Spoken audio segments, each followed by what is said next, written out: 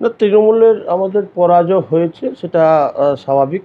হয়তো আমাদের কোথাও ভুল ত্রুটি থেকেছে, মানুষের কাছে পরিষেবা দেওয়া থেকে আরম্ভ করে কোথাও হয়তো যাতায়াত মানে যোগাযোগ করার কোথাও ভুল ত্রুটি থেকেছে, সেটা উত্তর আমাদের ঊর্ধ্বতম কর্তৃপক্ষ নিশ্চয়ই তারা পর্যালোচনা করছেন। এবং আমাদের সন্দীপত বাবু তিনিও এটা নিয়ে খুব চিন্তিত এবং উনি আলোচনা করবেন। এবং সবথেকে আমাদের কথা হচ্ছে, এবারে আমরা যেটা উপলব্ধি করতে পেরেছি যে আমাদের যিনি প্রার্থী ছিলেন তিনি হয়তো কোথাও গ্যাপ রেখেছেন, তিনি সময় ঠিক মতো দিতে পারেনি। তার কারণে হয়তো আমরা পাড়ায় পাড়ায় পৌঁছাতে পারি না, আঞ্চলিকভাবে যে অঞ্চলের ভিত্তিক মিটিংগুলো হয়তো করতে পারছিলাম না। তো সেখানে একটু গ্যাপ থেকে গেছে। তারপরে হয়তো আরও কিছু কোথাও সমস্যা আছে, সেগুলো একটা আমরা নিশ্চয়ই আমাদের ব্লক প্রেসিডেন্ট নিশ্চয়ই তিনি পর্যালোচনা করবেন এবং তিনি রিসেন্ট সবাইকে নিয়ে বসে একটা এই পর্যালোচনা করব, আগামী দিনে একটা রূপরেখা তৈরি করব আমরা।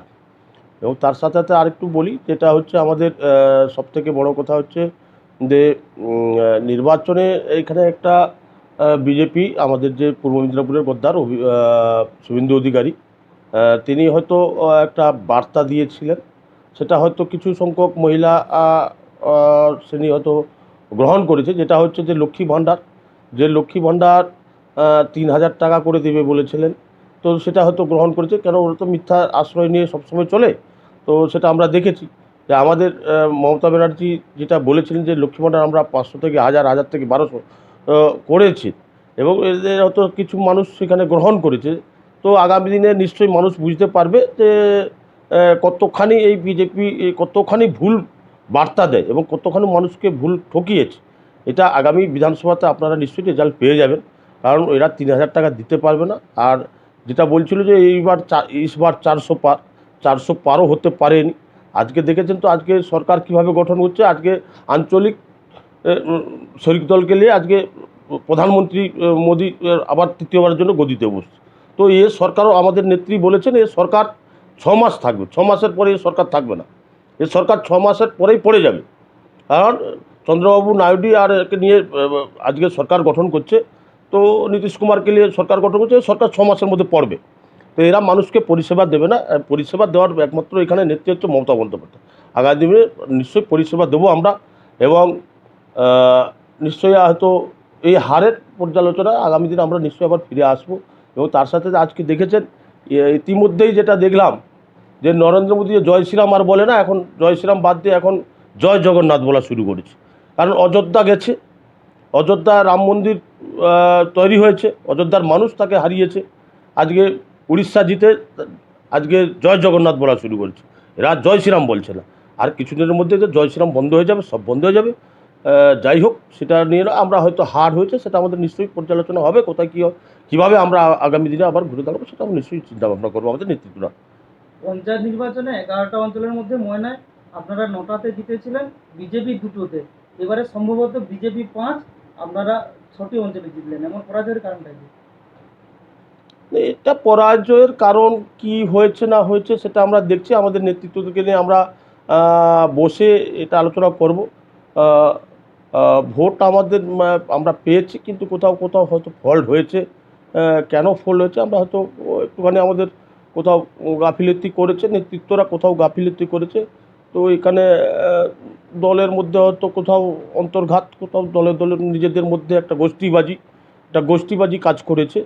তো আগামী দিনে আছে সেই গোষ্ঠীবাজি কীভাবে প্রতিরোধ করা যাবে। গোষ্ঠীবাজির যারা দলের সঙ্গে গদ্দারি করেছে, দলের সঙ্গে যারা বিশ্বাসঘাতক করেছে, তার একদম কড়া হাতে অভিষেক বন্দ্যোপাধ্যায় কথা দিয়েছে, অভিষেক বন্দ্যোপাধ্যায় কড়া হাতে দমন করবে।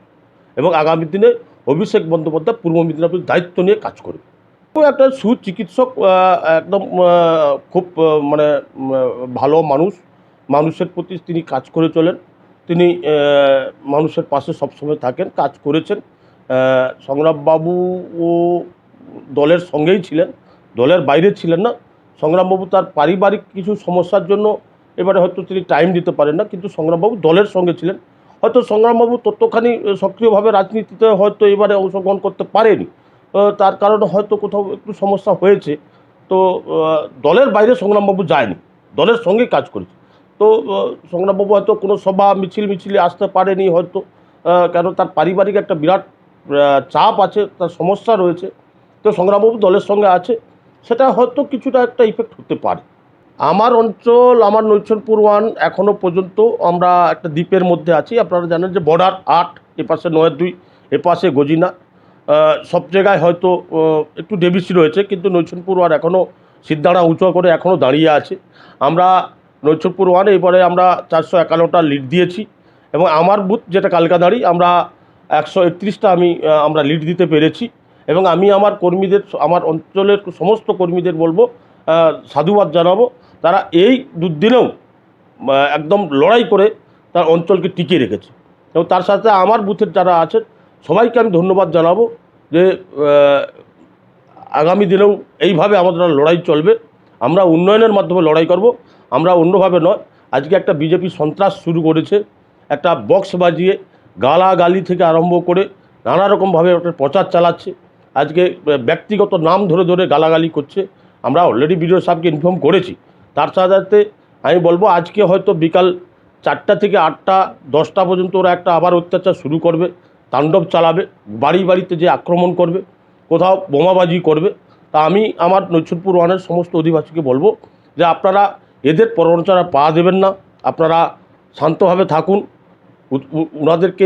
ওনাদের মতো চলতে দিন। আপনারা একদম ওনাদের প্ররোচনায় পা দেবেন না। ওনারা আপনাদেরকে একটা ফাঁদে ফাঁসানোর চেষ্টা করতেছে, তার থেকে আমাদেরকে বিরত থাকতে হবে, এবং ওদের প্ররোচনা যাতে না পা দিয়ে আমরা যেভাবে শান্তি বজায় থাকে, নৈচনপুর 1-এর মধ্যে যে শান্তি, শিক্ষিত মানুষ, নৈচনপুর 1-এর মানুষ খুব শিক্ষিত মানুষ, যাতে শান্তি বজায় থাকে তার চেষ্টা করব। সবাইকে অনুরোধ করব আমি। নাম বলুন। আমার নাম সন্দীপ রঞ্জনা, আমি ময়না পঞ্চায়েত সমিতি বনভূমি কর্মাধ্যক্ষ।